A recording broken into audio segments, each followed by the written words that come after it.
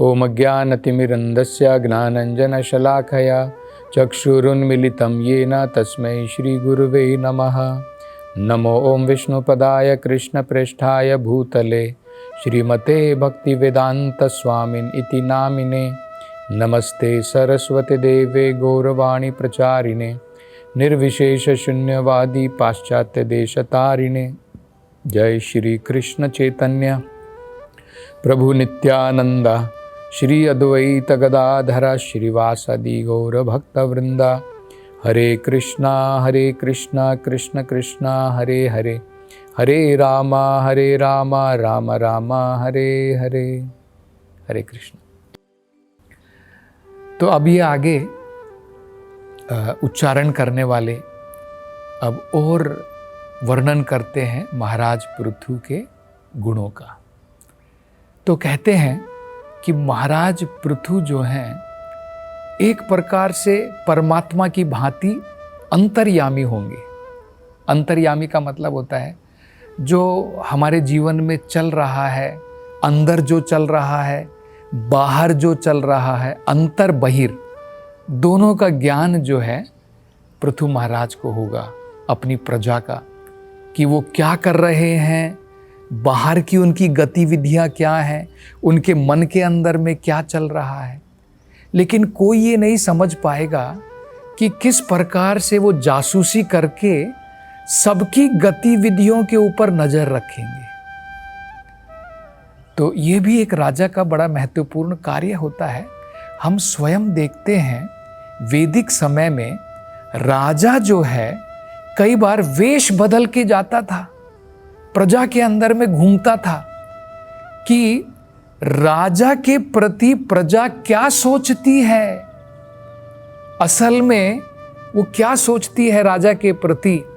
तो जब वो राजा भेष बदल करके जाता था तब उसे जो है ज्ञात होता था, तो जासूसी करता था। तो महाराज पृथु किस प्रकार से लोगों की गतिविधियों के ऊपर नजर रखेंगे, अंदर क्या चल रहा है, बाहर क्या चल रहा है, किसी को भी वो ज्ञात नहीं होगा, वो भी अत्यंत गोपनीय होगा।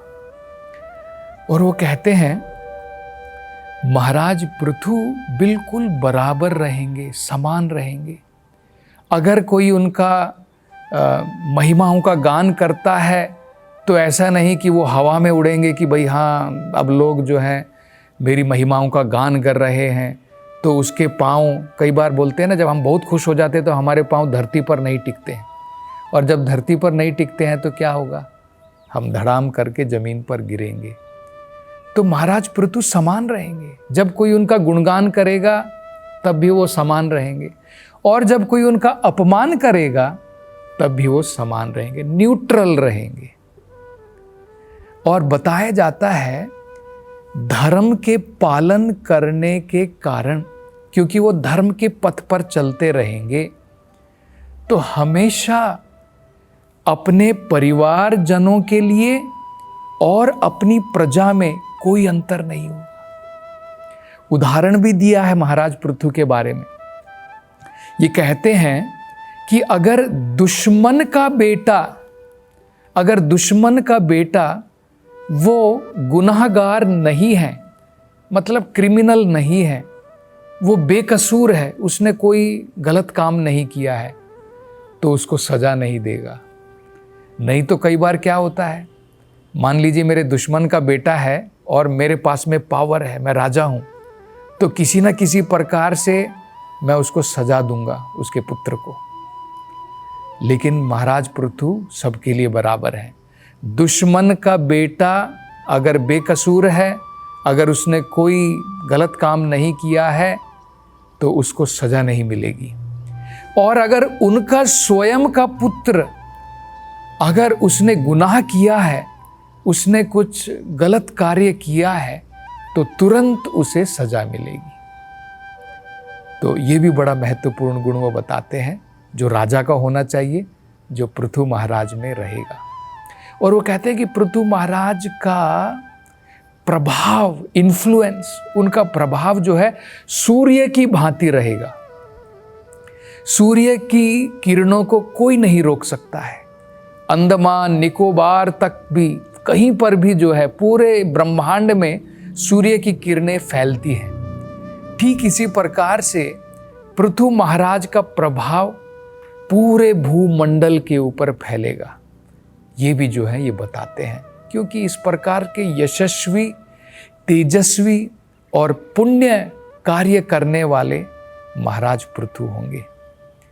और आगे जो है बड़े सुंदर गुणों का वर्णन करते हैं और बड़े सुंदर संस्कृत के शब्दों का प्रयोग किया गया है।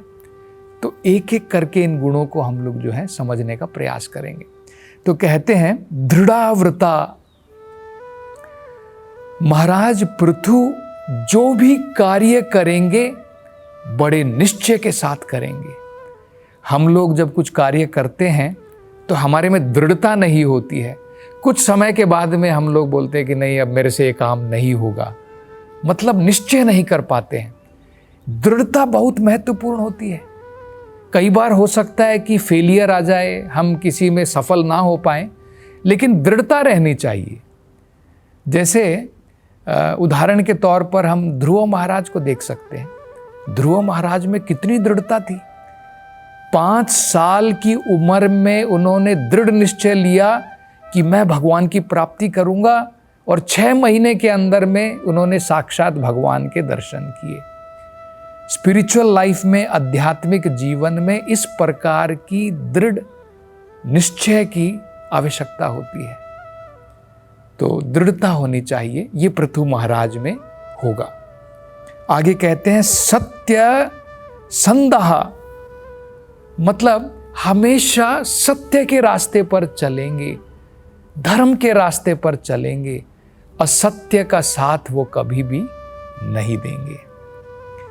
ब्रह्मण्यः, जो समाज के अंदर में, देश के अंदर में, प्रजा के अंदर में जो ब्राह्मणों का जो गुण होने चाहिए, जो ब्राह्मणिकल कल्चर जिसे कहते हैं वो होना चाहिए, वो ये हमेशा देखेंगे कि ये बना रहे।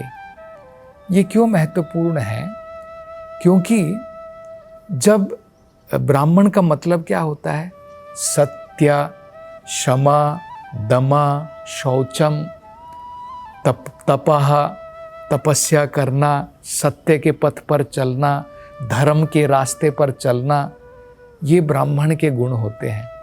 तो इस प्रकार के गुण हमेशा समाज में बने रहें, उनकी प्रजा में बने रहें, वो हमेशा जो है ये देखते रहेंगे। वृद्ध सेवकाः, वृद्ध सेवकाः मतलब जो वृद्ध लोग होते हैं, बूढ़े लोग होते हैं। 2 प्रकार के वृद्ध होते हैं। एक जो ज्ञान में मैच्योर होता है, जो ज्ञान में वृद्ध है, उसको भी जो है वृद्ध बताया जाता है। और जो दूसरा अपने शरीर से जो वृद्ध हो चुका है, बूढ़ा हो चुका है, वो भी वृद्ध कहलाता है। दोनों की सेवा में महाराज पृथु लगेंगे। तो देखिए कितना महत्वपूर्ण गुण हम राजा के अंदर में देख सकते हैं। तो हमें तुलना करनी चाहिए कि आजकल के राजाओं में क्या इस प्रकार के गुण हैं? वृद्धों की क्या सेवा है? जो लर्नेड लोग हैं, जो ज्ञान में वृद्ध हैं, क्या उनकी सेवा में राजा लगता है? तो ये बड़े महत्वपूर्ण गुण हैं। आगे देखिए वो कहते हैं शरण्य सर्वभूतानाम, जिन्होंने भी राजा की शरण ग्रहण की है उनको सबकी सुरक्षा। जिन्होंने भी, आजकल हम लोग नहीं देखते हैं, अपने परिवार वालों की तो हम लोग सुरक्षा कर लेते हैं, राजकीय लोग भी अपने परिवार वालों की सुरक्षा और दूसरों को दंड देना। हमारे जो हम राजकीय हैं, नेतागण हैं, हमारे किसी लोगों ने अगर कुछ गलत काम किया है तो उसकी तो सुरक्षा बनी रहती है, लेकिन प्रजा ने अगर कुछ गलत कार्य कर दिया है उनको तुरंत दंड मिल जाता है। तो ये हम लोग देखते हैं। और यहाँ पर तो ये भी बताया है कि केवल अपनी प्रजा के लिए ही नहीं, प्रजा का मतलब कई बार हम लोग क्या सोचते हैं, मनुष्य केवल हम लोग सोचते हैं प्रजा है। अरे क्या जानवर प्रजा नहीं है? क्या पेड़ पौधे हमारी प्रजा नहीं है? ये भी हमें समझना है। पहले जो है वैदिक सभ्यता में महात्मा हुआ करते थे राजा, उनका हृदय, उनकी सोच बड़ी विशाल होती थी, संकीर्ण नहीं कि केवल मनुष्य जाति मेरी प्रजा है, जानवरों को कत्ल खाले भेज दिया जाए। ठीक है, आजकल तो हम लोग देखते हैं मनुष्यों की भी रक्षा नहीं, सुरक्षा नहीं है, बेचारे जानवरों की क्या सुरक्षा है। बड़े बड़े slaughter house, mechanized slaughter house बनाए गए हैं, जहाँ पर बेचारी गायों को जो है बड़े ही मैकेनाइज्ड तरीके से लाखों लाखों जानवरों को जो है उनका अपनी जीभ के लिए बलि दी जाती है। तो ये जो है राजा के गुण नहीं है।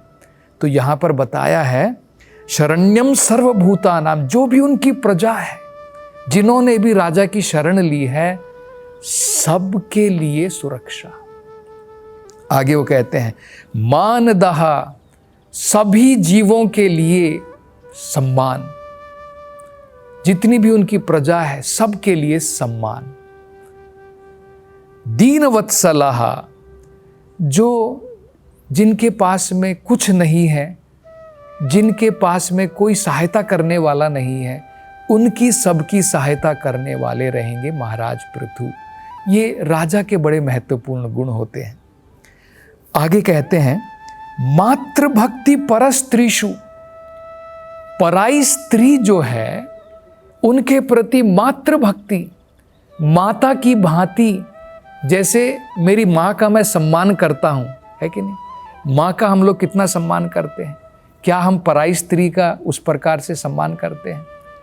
पराई स्त्रियों को हम लोग बुरी नज़रों से देखते हैं, ऐसा तो नहीं होना चाहिए। ये पंडित के लक्षण नहीं है। चाणक्य पंडित ने देखिए कितनी बढ़िया सुंदर शिक्षा दी है। वो कहते हैं पंडित का मतलब क्या होता है? पंडित मतलब ABCD पढ़ ली, बड़ी बड़ी डिग्री ले ली, वो पंडित नहीं होता है। पंडित का मतलब है उसका व्यवहार बदला क्या, उसका चरित्र बदला क्या, वो क्या क्रियाएं करता है। पढ़ने लिखने के बाद में अगर हमारा चरित्र नहीं बदला, हमारा कैरेक्टर नहीं बदला, हमारे व्यवहार में कोई बदलाव नहीं आया, तो उस पढ़ाई लिखाई का क्या फ़ायदा है? तो असली पंडित वो बताते हैं, देखिए वो कहते हैं मातृवत परदारेषु, अपनी पत्नी को छोड़ करके बाकी सभी स्त्री माँ के बराबर। मातृवत परदारेषु, परद्रव्येषु लोष्टवत, दूसरे की संपत्ति, दूसरे की धन दौलत कचड़े के बराबर। कचड़े को कौन अपने घर में जमा करेगा? तो दूसरे की संपत्ति के बारे में कोई नहीं सोचता था। आजकल सब लोग दूसरे की संपत्ति के बारे में ही सोचते हैं, उसके पास में इतना है, कैसे उससे हड़पा जाए। मातृवत परदारेषु परद्रव्येषु लोष्टवत आत्मवत सर्वभूतेषु, और सभी जीव मेरे बराबर हैं। अगर मेरी गर्दन कोई काटता है, मुझे पीड़ा होती है, सभी जीवों को पीड़ा होती है। यह पश्यति सा पंडिताः, जो इस प्रकार से देखता है वो पंडित है। देखिए, तो ये बताया गया है मातृभक्ति पर स्त्रीषु, दूसरी स्त्रियों के प्रति मातृ, जैसे माँ के हम सम्मान करते हैं, उस प्रकार से पराई स्त्री का सम्मान ये राजा करेंगे। आगे कहते हैं पत्न्याम अर्ध इव आत्मनाः। हमारी वैदिक संस्कृति में देखिए कितने महत्वपूर्ण गुण हैं। पत्नी का सम्मान अपने आधे शरीर के बराबर। मेरा आधा शरीर मेरी पत्नी है, इसलिए वैदिक सभ्यता में पत्नी को क्या कहते हैं? अर्धांगिनी, मेरा आधा अंग है। देखिए, लोग जो है बेकार के जो है बात कहते हैं, कई बार सोचते हैं नहीं नहीं वैदिक सभ्यताओं में स्त्रियों को एक दासी की भांति रखा जाता था। नहीं भाई, वैदिक सभ्यता में पराई स्त्री को माँ के बराबर, अपनी स्त्री को अपने आधे अंग के बराबर। कहाँ उनको दासी की भांति जो है, इतना सम्मान, इतना रिस्पेक्ट हमारी जो है वैदिक सभ्यता में होता था। तो ये महाराज पृथु जो है करेंगे।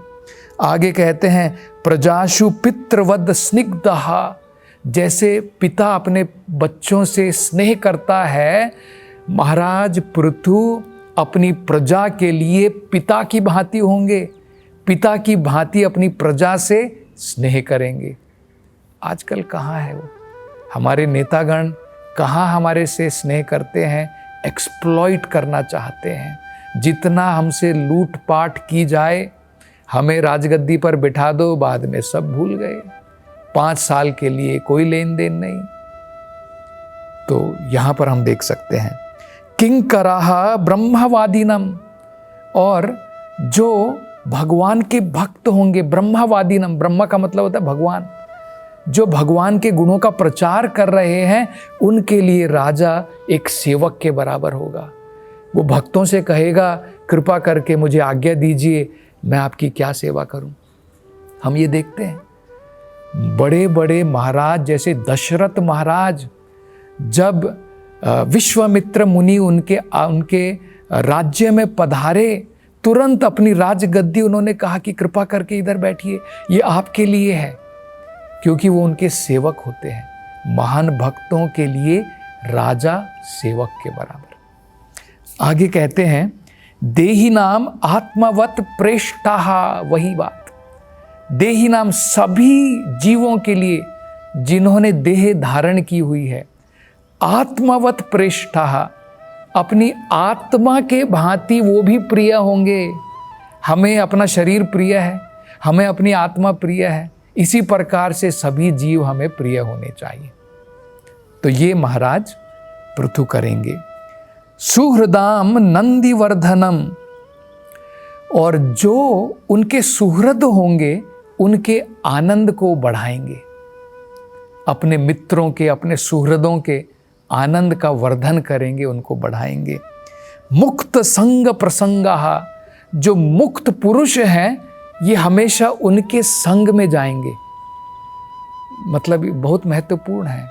जो भगवान के महान भक्त होते हैं वो मुक्त पुरुष हैं, उनका सत्संग हमें हमेशा करना चाहिए।